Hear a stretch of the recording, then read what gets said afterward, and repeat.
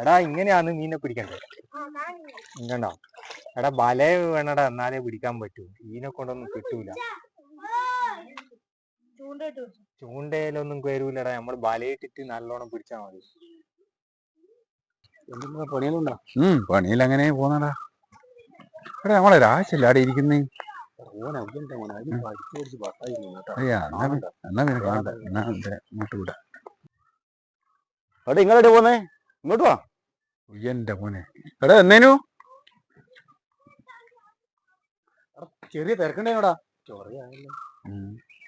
എന്നാ ഇപ്പൊ ചെയ്യാ? ഇനിയിപ്പോ ഒടുക്കത്തെ ചോദ്യങ്ങളെ ഉണ്ടാകുക. എടാ എന്നേനോടാ രാശേ? നീ മീനിലും നോക്കിയട്ടെ, എന്തൊരു ഐക്യ ഇത്. നമ്മൾ മനുഷ്യന്മാർ പോലെയല്ലല്ലോ.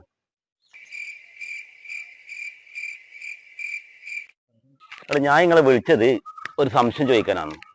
അതായത് തേങ്ങയോ ആദ്യം ഉണ്ടായത്, തെങ്ങോ ആദ്യം ഉണ്ടായത്? എന്റെ ഓരോ ചോദ്യം എനിക്ക് എന്നിട്ട് വരാൻ തേങ്ങ.